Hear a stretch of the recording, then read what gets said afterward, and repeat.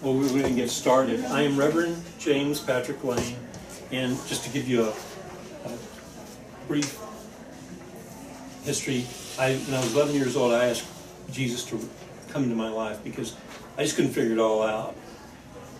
My mother was kind of into religion a little bit. We didn't go to church. My father was military, so I really didn't have any upbringing. I just knew that I couldn't quite manage things. Being, a young junior high kid, I just couldn't.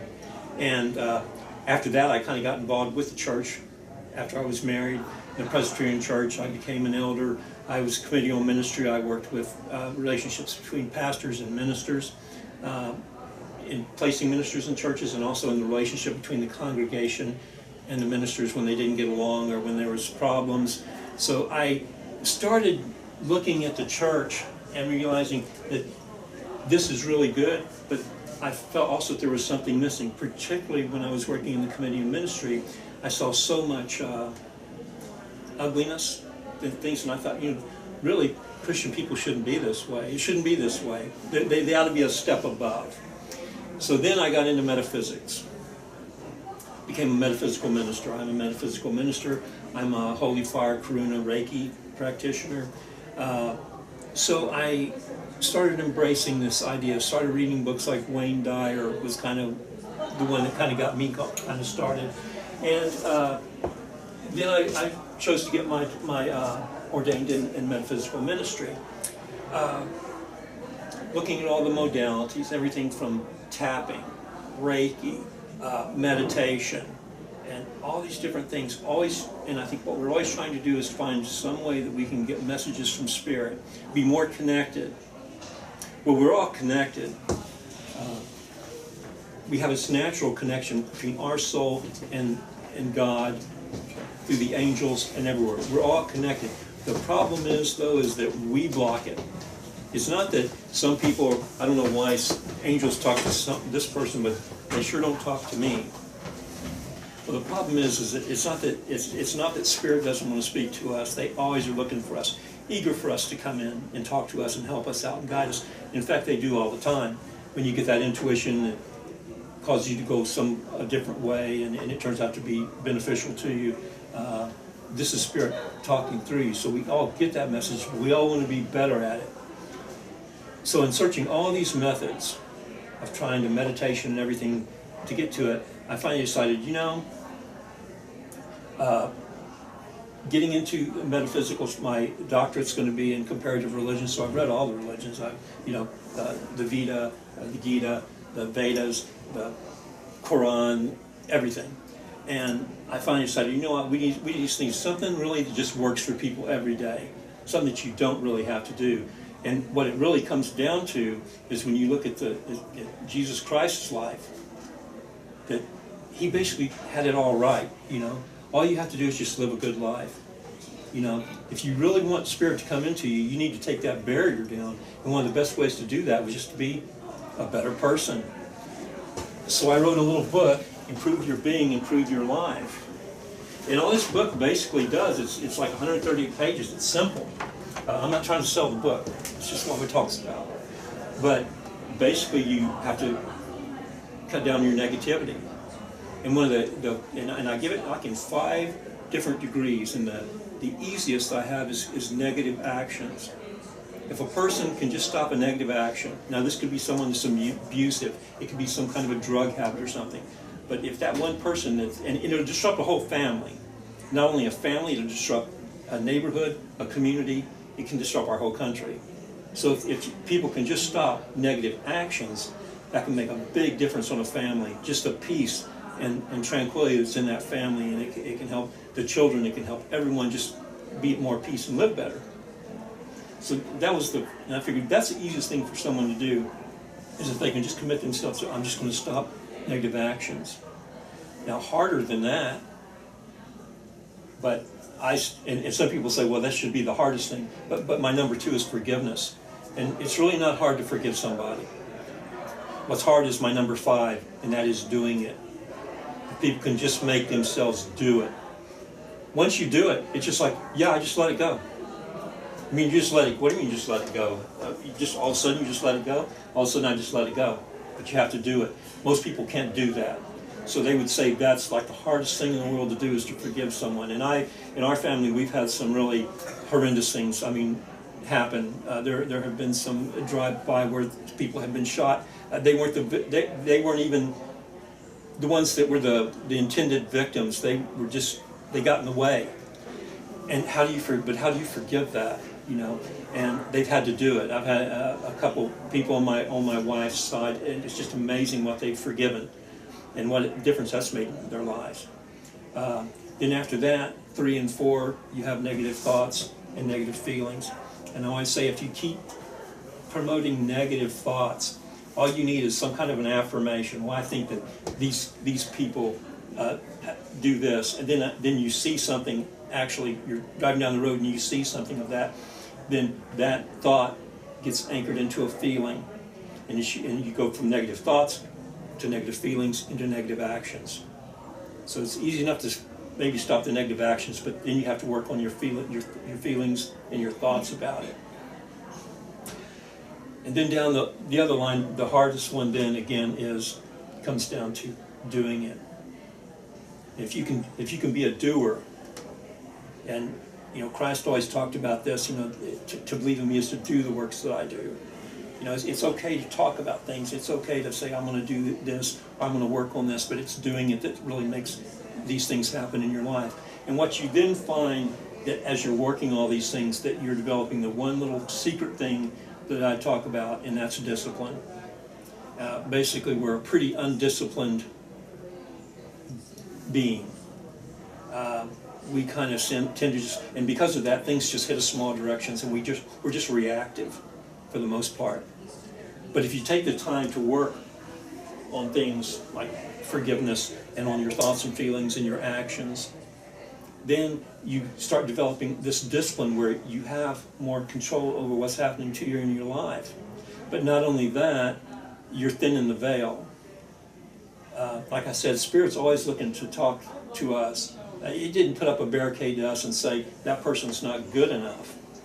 We put the barricade up. We've got the blockage there.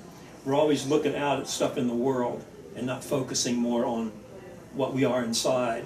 I just talked to a guy about dreams. He has these amazing dreams. And I said, you know, most people don't even think about dreams other than they just go to bed and have one. But there's a whole ritual you can go through every night to make your dreams better, where they actually work for you.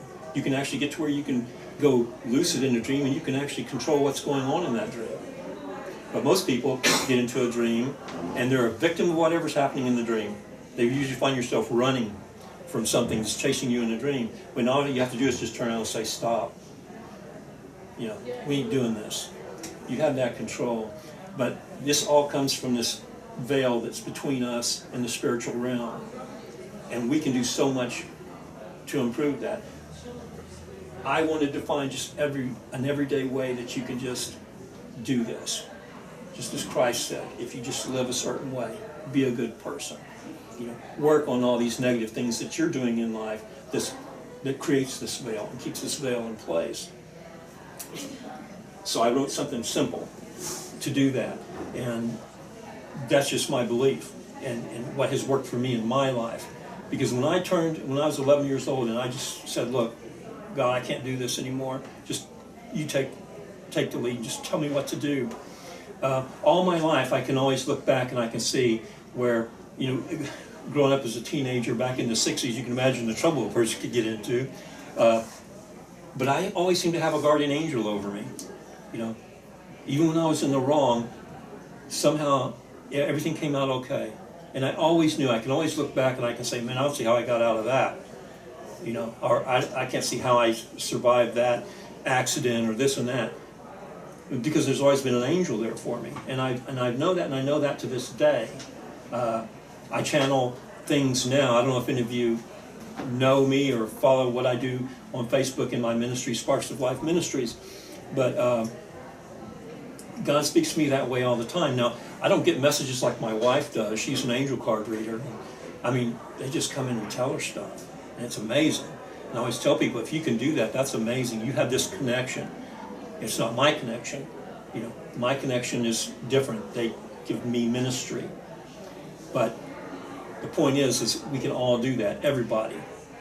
You just have to thin that veil. And negative actions and things that we do in life is what closes us off from spirit. It's not that they're not there waiting for us, but we're the ones that are blocking it because we're too focused on what we're doing out here. And I always tell people, you kind of need to slow the world down a little bit. Get focused on your spiritual side. Yes, we have to work. We have to do all these things in the world. We have to go to school. We have to pass tests. We have to do all these things.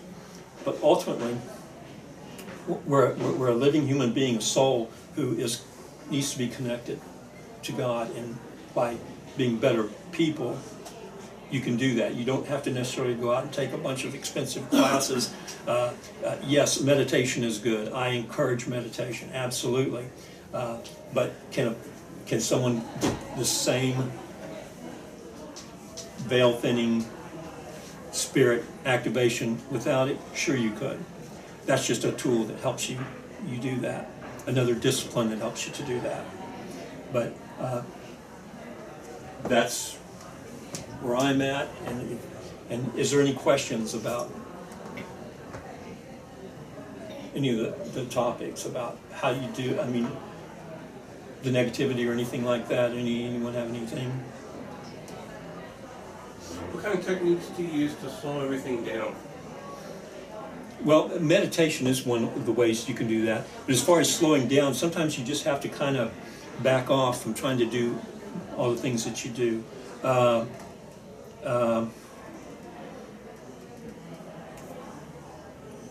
Stress, all these things that you get because you're involved in doing too much. Cut some of the things out, simplify your life, declutter. Just get to a point where, hey, I really don't have to do anything today. All I have to do is just be today. And be at a place where that's okay. Not like, man, I'm anxious, I need to get out and do something. Just learn to be with yourself and meditate more and think, contemplate. One of the things I've always used is contemplative prayer. I can just take a walk or whatever, and I can just converse with the universe as to just about things in my life, what's going on.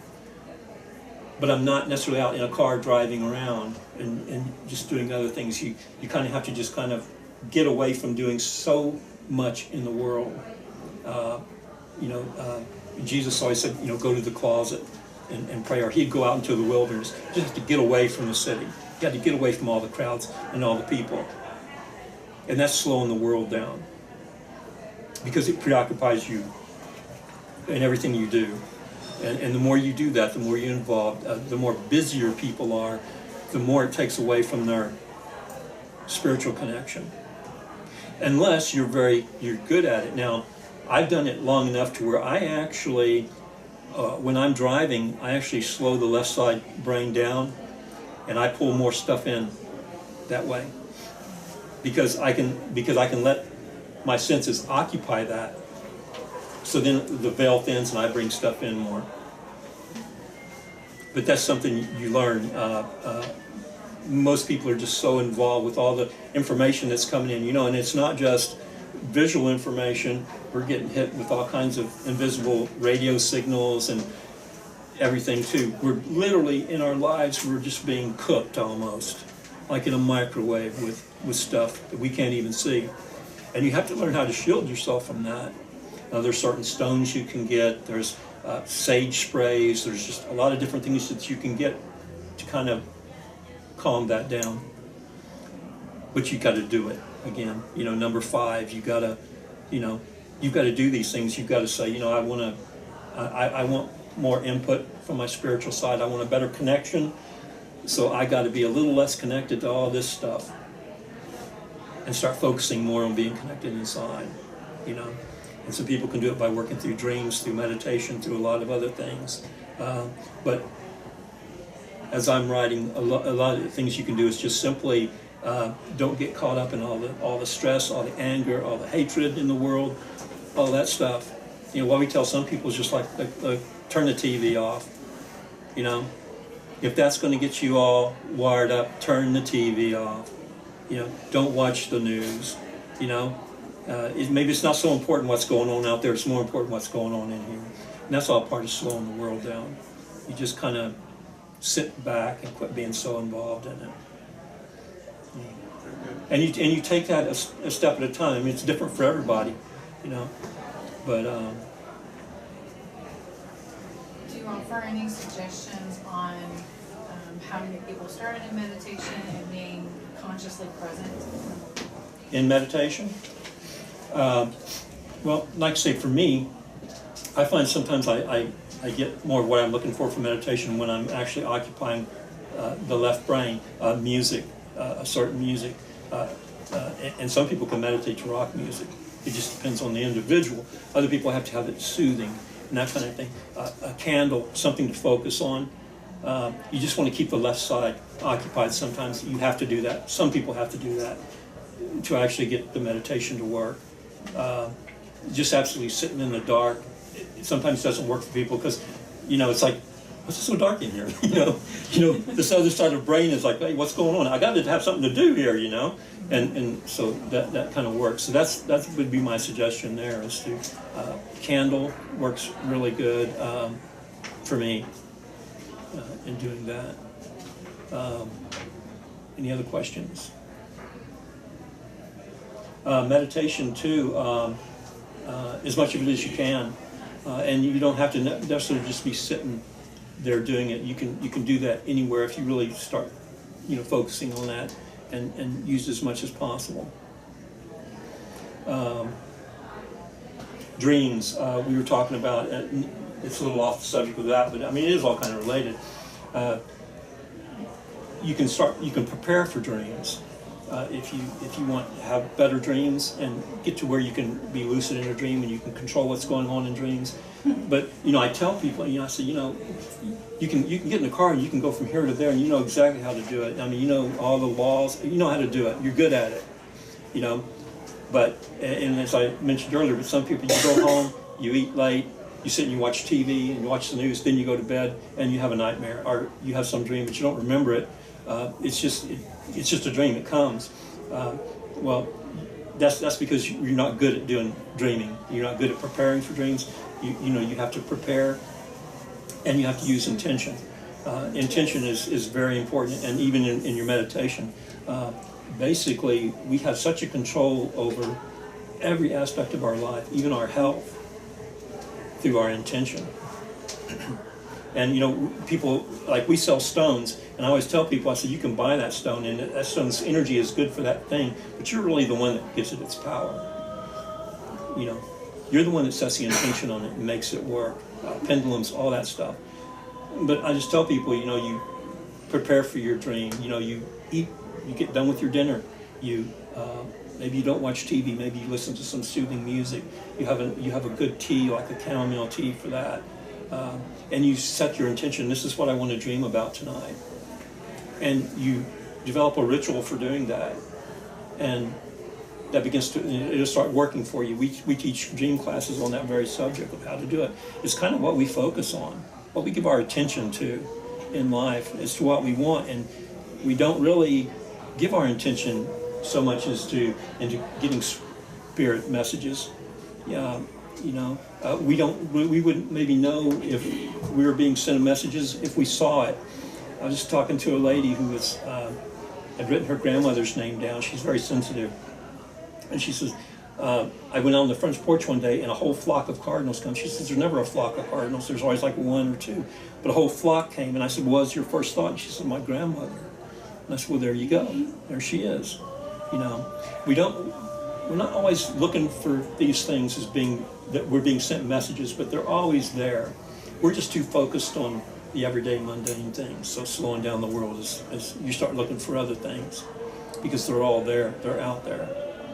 And our attention is very important because it's basically us connecting. And we can affect most everything in the world, like our health, by intending that we are healthy and that we have good health. Our cells, everything. Emoto showed us with water crystals how we can change the consistency of water crystals, the health of the look of a water crystal by simply our thoughts, by just writing God on a bottle of water. And because you see it, then you're connecting that to that water, and you're changing the structure of that water, those water crystals, molecules. That's how powerful our thoughts are. And quantum physics is now showing that they can't disprove that. They're fine. Don't they have it on YouTube? I think there's a couple of videos out there that His you can are all look out at there, that yeah. show the actual before crystal and after crystal, and it's awesome. Yeah, and of course, Emoto, he's passed now, but what a great man. But yeah, what we think, and so when you put that out there in your intentions, you're actually affecting what's going on around you, and negatively too. If you're real negative, and you tend to draw those kinds of things to you as well. So you work on but Jesus didn't teach. Well, he did meditate a lot, but he went off and meditated by himself. He wasn't necessarily teaching his disciples how to meditate, but he gave them instructions of how to live. He gave us all instructions of how to live, and if you do that, you're going to do a lot to thin that veil out, the veil that we've put in place and built upon. The more we do the stuff out here, the less we're in connection up here. And so that's so I wrote this in a book, and it's been doing okay. I will have it. I have a bunch of copies if anyone's interested. We're at the table out here, and I'll be glad to sign one. They're $10. They sell, I think, on Amazon for 12, but I'm just letting them go for 10, and I'll sign them if you're at all interested. But that's not what I'm trying to do. I just love talking to people about things. Any other questions? I can talk about stones, crystals, fallen angels, aliens, whatever you want to talk to. We run the gamut.